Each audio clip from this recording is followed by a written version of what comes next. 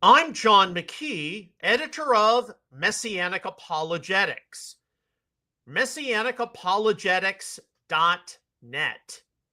And I would like to welcome you to this episode of Messianic Insider, your theology and news roundup for July the 28th, 2025. For certain, we had a lot of things occur this weekend and ongoing world situations we continue to monitor. As tends to be the case on Mondays, we have a much larger news roundup, a shorter theology roundup. But before we get started, because it is Monday, I would recommend that if you have not already, please do go to the Messianic Apologetics website, messianicapologetics.net. Here in the right-hand column, you see blog notifications. Be automatically notified by email when Messianic Apologetics is updated. So put your email address in there, hit subscribe, then you'll be asked to confirm. Whenever we add something new or reintroduce something to our website, you should receive an automatic notification about it. That is different than the email update list, which you can subscribe to by clicking on the envelope right there. That involves updates we have to specifically put together. But you definitely want to stay in tune with a lot of what we are doing. All right, so let's begin with our theology roundup. And in the description, I have, can we actually take degrees of instruction from, number one, Jewish rabbis who deny Yeshua as Messiah, number two, conservative evangelical Protestants who promote replacement theology, or number three, theological liberals who deny a wide amount of the historicity of the Bible. Now, one of the things which can definitely be a challenge when you enter into the Messianic community, and very soon, the fall high holidays 2025, our family will have been involved in the Messianic movement for 30 years. One of the things which you quickly figure out when you are involved in a Messianic Jewish congregation or synagogue, or you get involved in a much larger Messianic association, you find that the Messianic community is very pluralistic. There are a wide number of views on any number of significant topics. And in that way, it very much mirrors the Jewish community. Jewish community is very small. You go to a synagogue, you're going to see a plurality of views represented on any number of topics. And that can be a shock for a lot of people, especially if you come from an evangelical background, which is very established. Your denomination may go back to one of the original reformers, or immediately after that, you come from a denomination which has several centuries or so under its belt. And then you enter into a Messianic congregation and you ask, what position do you take on this issue? What position do you take on that issue? And you see some differing points of view. I remember this would have now been probably 8 or 9 years ago. I was teaching my local congregation's new members, new foundations class, and we were actually having to teach it in kind of an open area where there was a lot of traffic before the worship service. And so from time to time, people who were not formally taking the class would come and sit in on the class, and that would be fine. And I said, at a congregation like this one, you're going to see a number of differing points of view on a number of issues. So, for example, we've got people who are continuationists. They believe in the ongoing validity and relevance of the spiritual gifts. You've got some who are cessationists. You've got some people here who believe in eternal security, i.e. once saved, always saved, and they believe in a Calvinistic soteriology. God has preordained, some to salvation and some to damnation. And then you got those who are more Arminian, who believe that salvation can be lost via a great offense like blasphemy of the Holy Spirit. And that was a huge shock to a lot of people. You got people who believe in a pre-trib rapture, people who are post-tribulational in their eschatology. And so you just learn how to navigate through that kind of plurality. And along with that, when you consider the development of not just Messianic theology, but theology in general, you have to sort through yourself. Okay, how wide do I draw the proverbial circle of those kinds of people I am willing to take instruction from? Not necessarily instruction in every single aspect of your relationship with God, your relationship with the Word, but who am I willing to listen to who might have a particular point of view, which I think is useful, or I think definitely needs to be factored into my deliberations.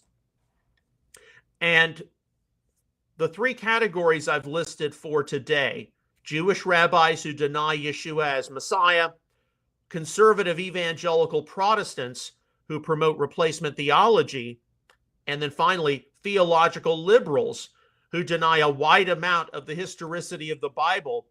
Each one of us in our Messianic experience is going to be prompted to, how seriously or not so seriously do I take these categories of Bible teachers?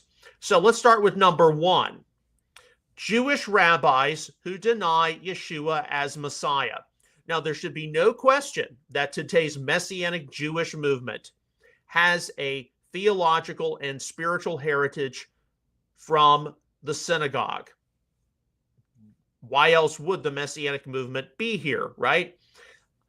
Now, along with that, there are many edifying traditions and customs of Judaism which can be traced back to Second Temple times. You see present in today's Messianic movement. You see theological perspectives from Second Temple Judaism, the period of Yeshua and the apostles, present in Messianic Judaism. But what about those Jewish voices over the centuries who categorically denied Yeshua as Messiah? What about Jewish voices today which categorically deny Yeshua as Messiah? Can we learn anything from them? Are they to be just outright dismissed? Are they to be treated with a degree of skepticism? There are doubtlessly going to be people in the Messianic community, if they don't believe Yeshua is Messiah, we can't learn anything from them. There are going to be others who are a little more pragmatic. Okay, here are some people who are Jewish rabbis, Jewish teachers. They're reading the Torah, they're reading the Tanakh. No, as to our knowledge, they have not made a profession of faith in Yeshua, but can they just be totally dismissed as though they have nothing to add to the conversation at all? To which I think a lot of people would say, okay, well, what are we looking into regarding their approach? What subject matter are we dealing with here? You look at things, some of the immediate post-Second Temple Jewish literature, the Mishnah, the Talmud. A lot of it does have to deal with Torah application, but some of it records views present in the Second Temple period, the time of Yeshua and the apostles. Some of it, the perspectives immediately following. What subject matter are we looking into for insight? That's what I think it comes down to. Certainly, if you were taking an economics class today, and that economics class was looking at the development of the modern economy, and you were having to go back into the ancient Near East, the classical civilizations of Greece and Rome, and you could probably learn a few things about economy, agriculture, some of these related enterprises from people who were total pagans and polytheists and all of this, If you could learn principles from, say, some of the classical Greco-Roman figures on economics, surely you could learn things about economics and agriculture from Jewish rabbis who acknowledge the one God of Israel, but may not have acknowledged Yeshua as Messiah. I know that there are people in the Messianic community, they'll say things like, if somebody quotes from the Talmud,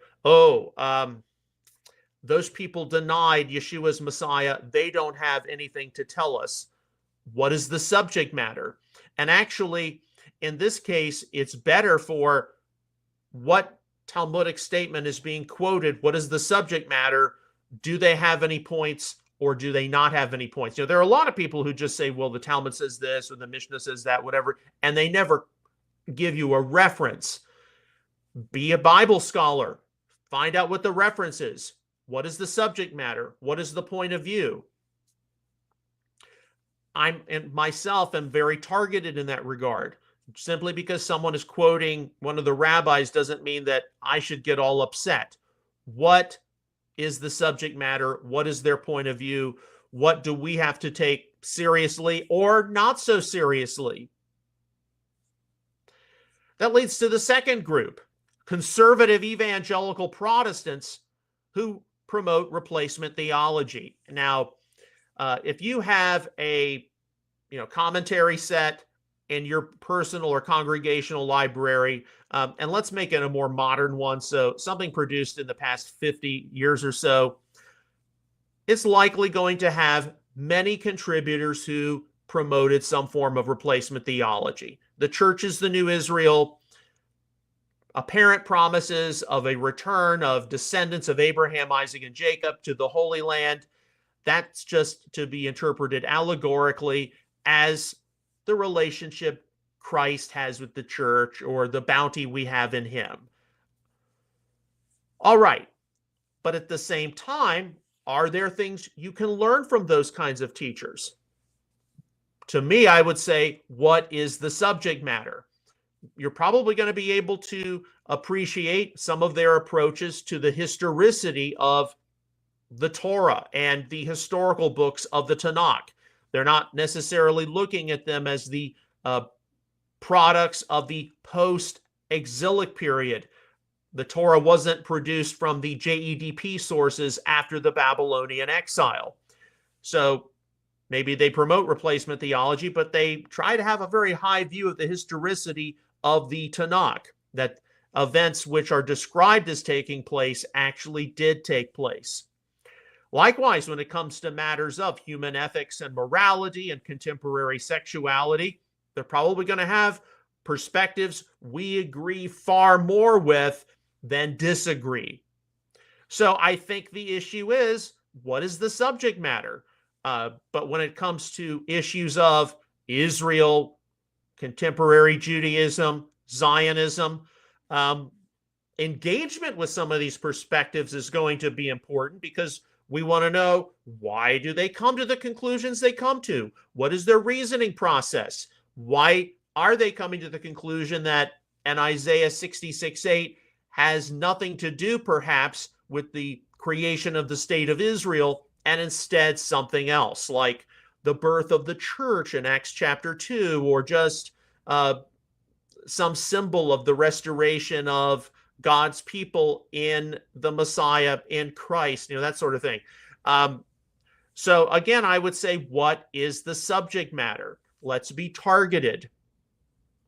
And indeed, you would expect, if you were looking at a Christian voice from 3 centuries ago, you would expect to see much more of a replacement theology or supersessionist hermeneutic than somebody writing 50 years ago. You might encounter somebody who's a dispensationalist. Why did they come from the conclusion they come to? To me, it's about what subject matter are we looking into, and why are they coming to the conclusions they're coming to? Okay, and the third group, and we don't get a lot of engagement with this as Messianic people. I think it's, and this is my opinion, it's one of the weaknesses at times of Messianic biblical engagement. Theological liberals who deny a wide amount of the historicity of the Bible.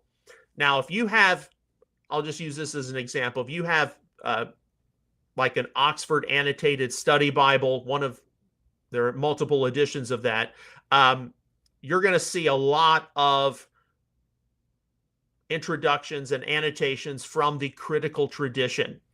The view that the Torah was the product of the JEDP sources redacted together after the Babylonian exile.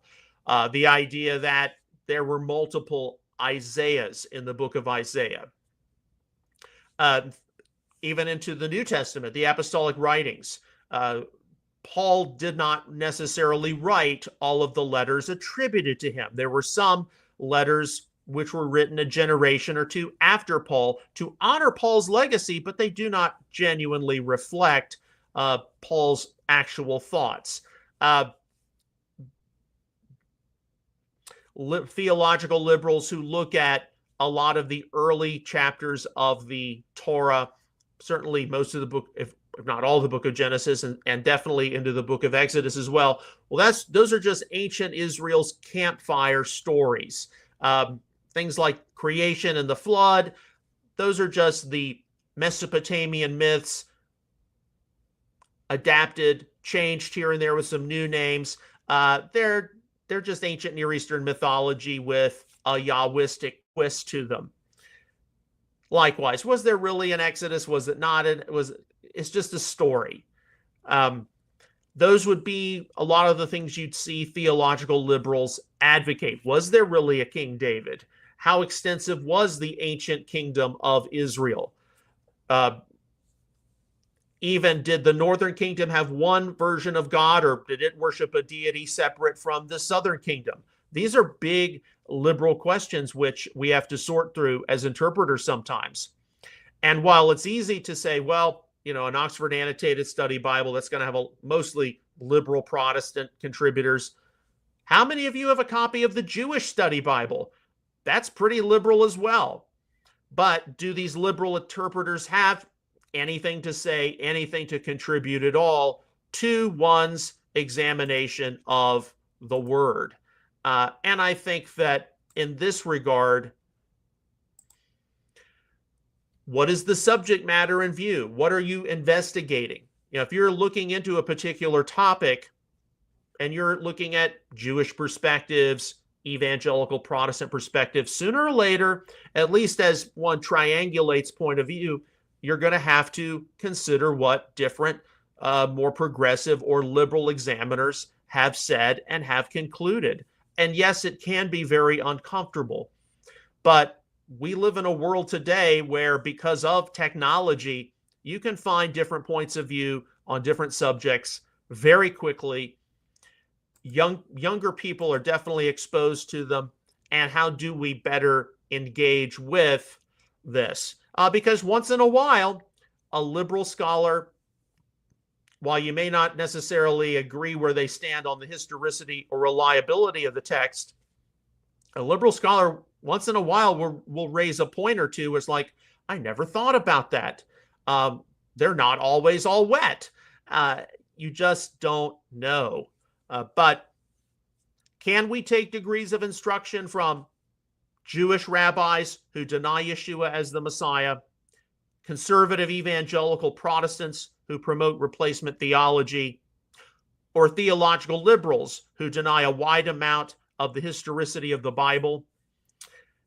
To me, and this is my experience, it depends on what the subject matter is. And if you are clear in your discussion that, hey, this is from a liberal source, this is from a Jewish source which denies Yeshua as Messiah, this is from an evangelical source which is conservative on a lot of our contemporary social and moral controversies, but doesn't believe that God has any future plans with Israel or the Jewish people.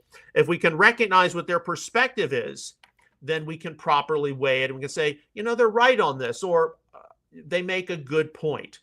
We may not agree with a lot of other things they make, but, such is the human condition. How many of us in our own experience as God's people, how many of us as the redeemed in Messiah, we believe certain things in the past we don't really believe anymore.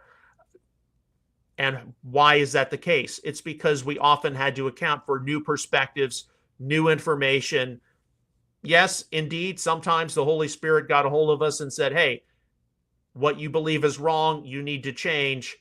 But mostly it came from engaging with other parts of the Bible, other perspectives, and it might indeed be from some of the perspectives I've listed here today. So I thought that was a very important thing that we consider as we are entering into a very interesting season as God's people, as the Messianic community. We're in the mid-2020s now. We know that when the 2030s hit, we're going to be in a completely different disposition in terms of a lot of the demographic makeup, a lot of the age groups in the Messianic world. And yeah, we're going to have to engage with points of view which we really haven't had to engage with before. Okay, so that finishes up our theology roundup for today. Let's move on to our news roundup. And we do have a lot of news items to go through. We always do the news roundup after the theology roundup because news is time sensitive. A lot of the news items we're going through are things which I have come across passively on social media. All of the links I'm going to be going through, you will be able to access them later today when this episode is archived on MessianicApologetics.net. All right, so we know that one of the big controversies right now, if you've been following the news at all, involves Gaza. It involves feeding some of the children, some of the people who are having to endure through Israel's bombing campaign. Well, here we see from open source intel, July the 25th, Israel has approved the resumption of food airdrops into Gaza by Arab nations. And one of the issues which doesn't often get discussed here is how many countries in any war have permitted food going to the population of the country or the enemy. Very, very few, if at all. So we have to keep, even as bad as the situation in Gaza is, as much as our hearts should go out for, hey, this conflict needs to end, the hostages need to be returned, we need to see some kind of a peace, ceasefire, Hamas throwing down their arms. Israel is in a very tough position on the world stage with seeing that these children are apparently fed. Okay, one of the major dramas here on the American home front. This is from Friday afternoon, reposted from Benny Johnson. The second meeting between Trump's DOJ, Department of Justice, and Ghislaine Maxwell has ended. She's reportedly asking President Trump for a pardon. Okay, so this has to deal with the whole Epstein situation.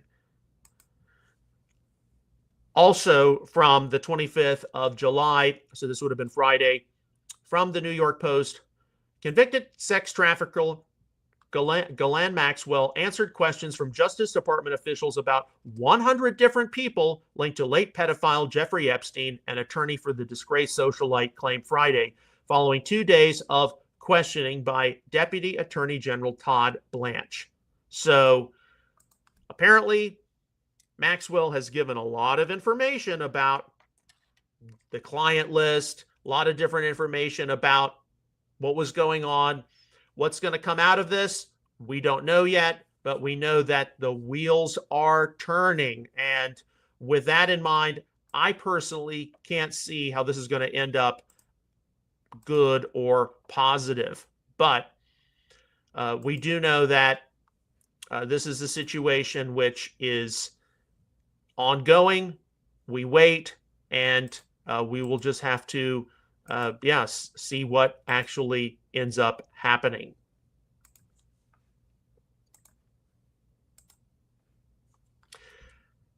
From Vivid on X, breaking. This is from July the 25th. Hundreds of Israeli Arabs are now chanting in support of Gaza and showing full support for Hamas. With spirit, with blood, we will redeem you, Gaza. We will complete the struggle. Okay, and this conclusion is send them all to Gaza. Indeed, this Middle East situation, it's bad. It's very, very bad. And while Arabs, Muslims have political freedom, religious freedom in the modern day state of Israel, and while there are many Israeli Arabs who appreciate that and they're loyal to Israel, others not so much.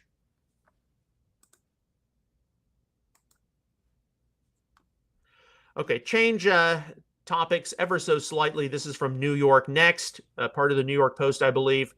From 3 days ago, Trump unveiled his AI, artificial intelligence strategy in D.C. along tech giants like NVIDIA and AMD, promising less regulation, more infrastructure, and a patriotic push to keep America ahead in the AI race. Now, AI is, of course, something many people do have concerns about. They do have questions about. How much AI do they actually use in their computing? How much do they actually use in some of their day-to-day tasks? AI can be as simple as super spell check to AI is monitoring every single move you make. So at least with Trump, he's trying to make sure AI is something under American control rather than the control of someone else. He wants to see America leading the way. Now, from End Time Headlines, this is something which came on my Instagram feed following this. President Trump recently stated that he wants the U.S. under his presidency to lead the AI revolution, no matter what it takes. And of course, along with this, there are a lot of people who tie this into Book of Revelation, Mark of the Beast speculation. Look, I've got concerns about AI. I'm sure many of you all do as well. Eventually, there's going to be a point where if you don't take the mark of the beast, you can't conduct in commerce. How close, how far away are we from that? This is why we monitor things. Okay, we know that President Trump has been on a trip to Scotland this weekend. So here he's seen arriving, breaking. President Trump just called out Europe to stop the mass immigration invasion. So, of course, this has to do with all of the people fleeing, particularly North Africa, but other mainly Islamic countries for Europe and the massive demographic and social shift you see taking place. He says, get your act together or you're not going to have Europe anymore. You got to stop this invasion that's happening in Europe. This immigration is killing Europe. And indeed, some of his further remarks said Europe is very different than it was a mere 5 years ago.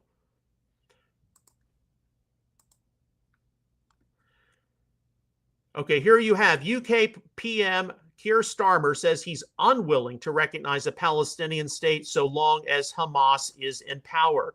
Right now, there's a symposium taking place at the United Nations, hosted between France and Saudi Arabia, wanting to try to push for the recognition of a Palestinian state. According to Keir Starmer, on July the 25th, so a few days ago, it must be part of a wider plan which ultimately results in a two-state solution and lasting security for Palestinians and Israelis. So, while France is eager to recognize a Palestinian state, the United Kingdom today, not so much. But we know that things can change, and they do frequently change, especially as it involves the Middle East.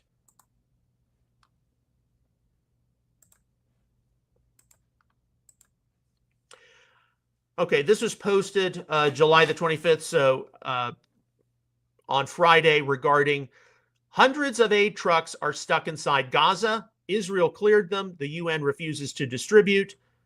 This is not a delay. It's a deliberate ploy to defame Israel. The UN is failing the people of Gaza. UN, get your act together and distribute the aid. So these claims from people on the world stage that Israel isn't doing anything to help the people of Gaza who need food.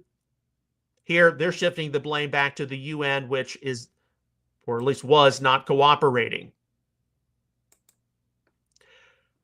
All right, I thought this post was interesting, and this has gotten some circulation on social media over the past few days from Friday, July the 25th. People ask, especially on the America First side sometimes, what benefit is there with the alliance the United States has with Israel? Well, here from the X channel Israel Now, Yoram Ettinger, one of the foremost experts on Israel-U.S. relations, drops a conceptual bombshell and reveals what is allegedly happening behind the scenes of the relationship. I heard from one of the managers at the Lockheed Martin plant, the manufacturer of the F-35 and F-16 jets, that the upgrades incorporated into the aircraft based on lessons learned from Israel saved the U.S. between 10 and 20 years of research and development. The monetary value, about $100 billion per year. It doesn't end there. He also recounts, the former chairman of the U.S. Senate Intelligence Committee told me the volume of intelligence that the U.S. receives from Israel is greater than what it receives from all NATO countries combined. So at least this is one perspective and some very significant factors regarding the benefit of the U.S.-Israel alliance, whether it involves upgrading our military jets.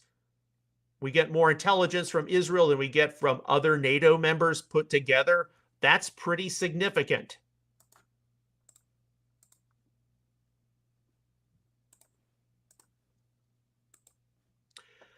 Okay, this is kind of interesting, so I thought it was important to pass on because we have discussed the whole issue of the Nephilim.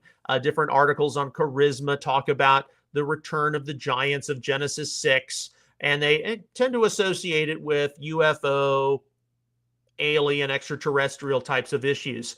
So here you have from the channel Strange Paradigms on Instagram. After 25 years of investigating alien abduction cases, researcher Gary Bates uncovered something that secular UFO organizations have been quietly documenting but rarely discuss publicly. So listen to this. His research reveals that Christians rarely report alien abduction experiences, and when they do occur, they stop immediately when experiencers call on the name of Jesus Christ. MUFON investigators Joe Jordan and Wes Clark independently discovered the same pattern when studying cases in Florida, documenting over 400 instances where invoking Jesus' name ended abductions instantly. If these really are advanced extraterrestrials flying millions of light years to get to our little speck in the universe, why did they flee at the name of a supposedly mythical religious figure? Bates asks, pointing to evidence that challenges everything we think we know about these encounters. Indeed, regardless of specifics, the question of what is happening out there outside of our terrestrial sphere highlights that the battle of good and evil is probably a little more complicated than we think. And if these aliens, supposed aliens, flee at the name of Jesus, that at least suggests that there is a spiritual dimension to this. So this was something I thought really needed to be passed along.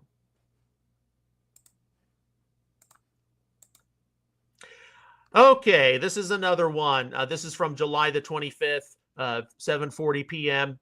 from Chris 5 Point Baptist on X. Now, we're just passing this on, but we're using this as a point of reference. There's one video after another on YouTube claiming the rapture will take place this September, the 23rd to be exact. This is based upon the Feast of Trumpets and the 7th Millennium Sabbath. Many, if not most, are also claiming this is the only time it can happen. If it doesn't occur this September, then the dates will never line up again. What's going to happen to these folks when the rapture doesn't occur? Indeed, you really wish some people would stop this kind of speculation. And indeed, at the turn of the millennium, there was a plethora of end-time predictions and prognostications associated with the so-called 6,000-year doctrine, the seventh millennium. If you have that kind of a prediction, I'm not going to listen to you anymore, because I saw at the turn of the millennium all of these recalculations of recalculations, wrong, wrong, wrong. Yeshua himself, the Messiah himself, in the Olivet Discourse of Matthew 24, focuses the attention of his disciples on certain socio-religious political events, political phenomenon, which we have to monitor. Now, do I think Yeshua's return is going to come in association with the fall high holidays at some time in the future? Yes. But all of this number crunching, when it comes and goes and it's proven to be wrong, what does it do more than anything else? It brings severe discredit to the people of God, severe discredit to the end-time prophetic message. So we have to stay grounded with when we are in human history, but making all of these false claims, number crunching, you really wish people learned their lesson at the turn of the millennium.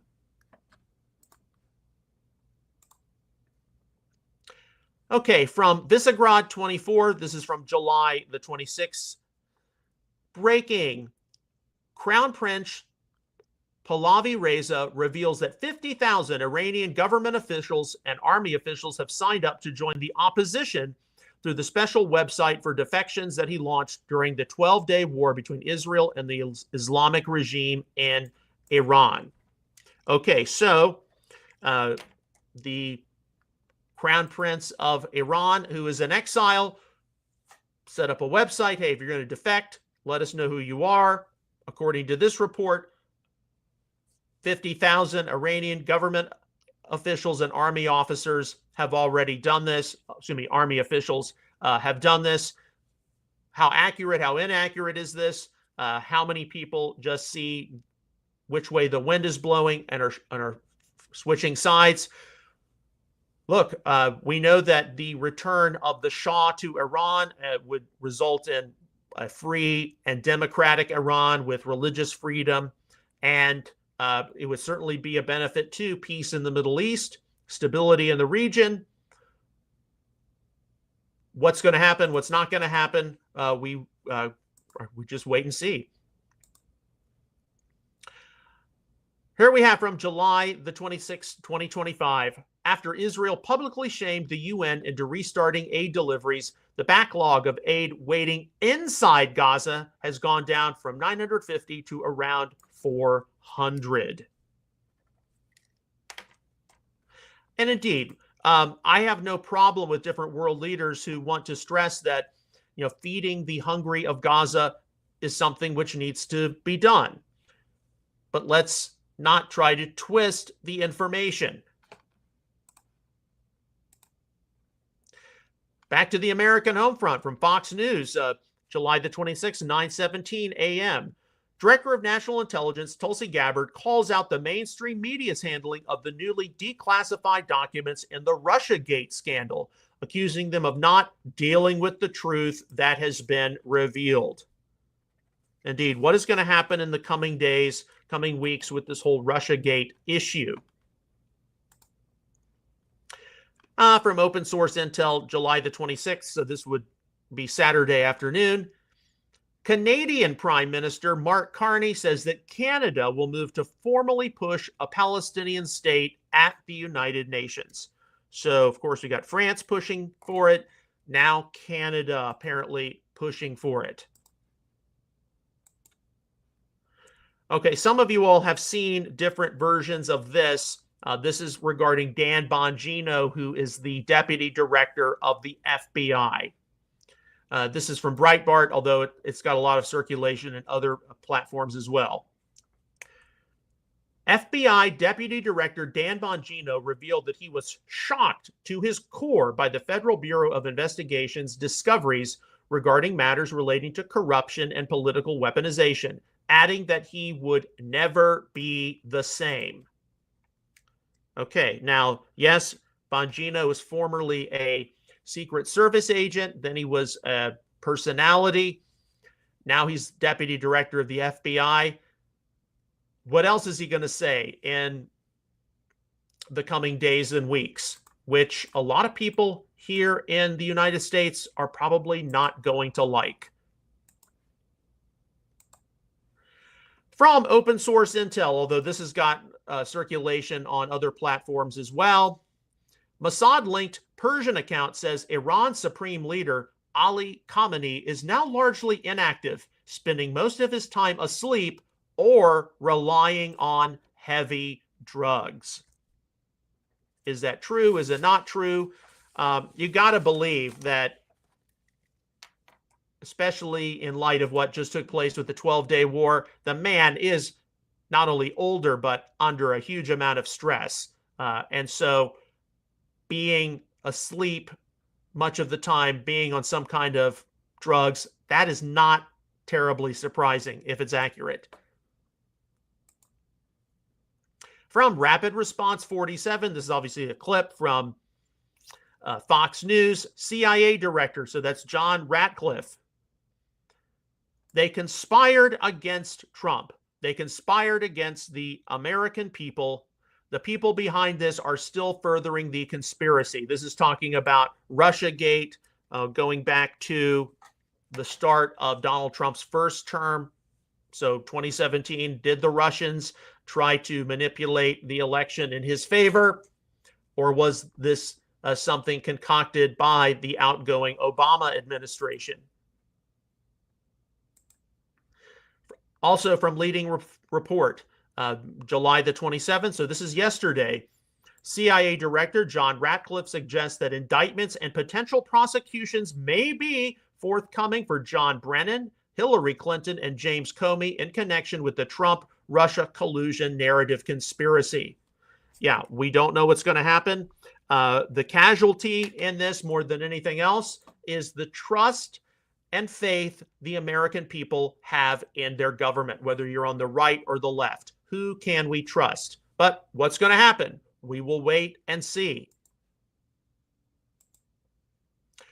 Okay, back to more the international stage from open source intel, July the 27th.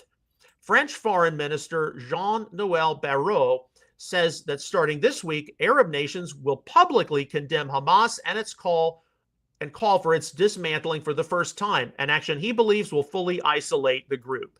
This move comes as part of France's broader strategy to recognize a Palestinian state. Okay, so we have seen, of course, France pushing for recognition of a Palestinian state, but here we have, Arab nations are going to have to condemn Hamas, call for the release of the last hostages, presumably, and tell Hamas that you need to dismantle. So we wait and see. So it doesn't appear that it's just going to be, well, we're going to recognize a Palestinian state and then deal with the consequences of that later.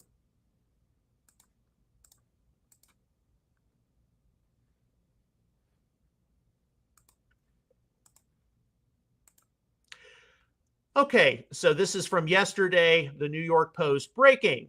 President Trump said that Israel is going to have to decide what to do with the Gaza Strip now that ceasefire talks have collapsed, and vowed to send more U.S. aid to Palestinians in the war-torn enclave.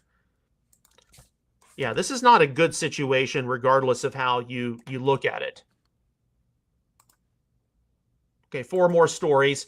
From open source intel, Gaza residents seen in footage thanking Trump and the U.S. for delivering aid. Indeed, the greatest casualties in all of this, as terrible as the hostages are ultimately the people in Gaza who they can't leave. They're stuck there. The global community is trying to get aid to them, and frequently that aid is siphoned away by Hamas and then resold at unspeakably high prices. So here, yes, these people need food, but we also need to see a resolution to this as quickly as humanly possible with the return of the hostages. And indeed, if we can see Hamas leave, that would be it. All right, this came across my feed today. It's from 7:03 a.m., July the 28th. This just looking at some of this, and it's reposted by Hillel Fold. If this doesn't get you infuriated, I don't know what will. But here you've got a social media influencer who has been reading through Mein Kampf, right? Hitler's Mein Kampf, My Struggle, and is basically saying that, hey, Hitler had a lot of good points regarding the Jewish community. The Jewish community in these countries, they're only out for their own interests. They're not out to help anybody. And, Hitler did a good thing, basically. This should get a lot of people really incensed and really infuriated. And as a conclusion here is, this isn't freedom of speech. This is hate speech and incitement to violence. So how much more of this are we going to be seeing in the coming months and years ahead where, well, Hitler had some good points? The Holy Scriptures do prophesy how the entire world is going to come against Israel and the Jewish people. So as terrible as this is, we shouldn't be that surprised.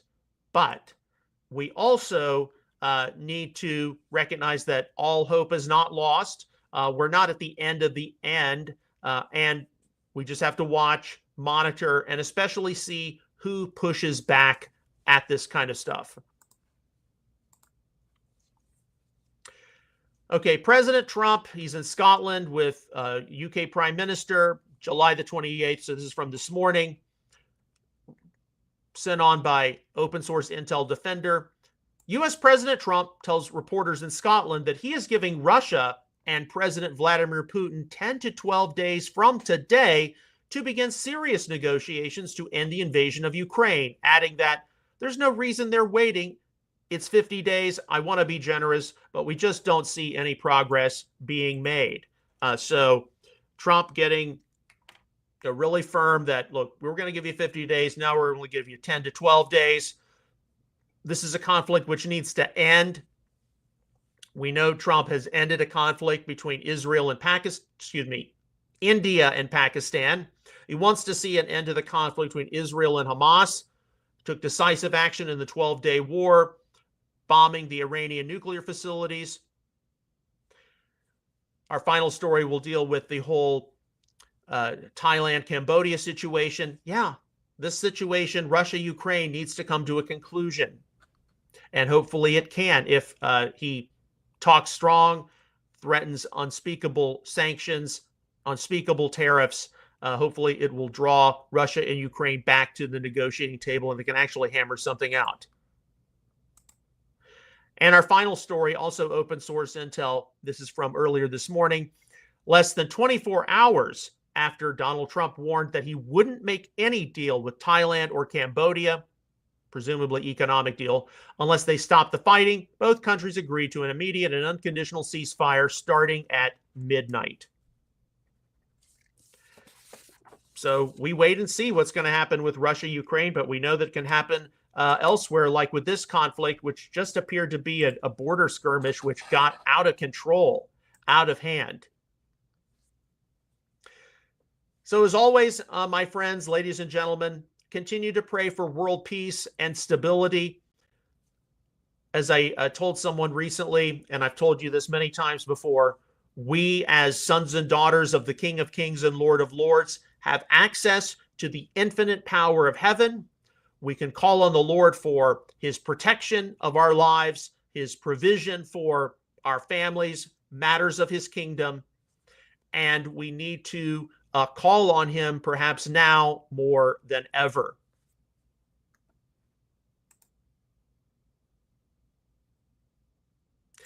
As always, on behalf of Outreach Israel Ministries and Messianic Apologetics, I would like to sincerely thank you for your ongoing prayers, encouragement, and donations toward all of our ministry efforts.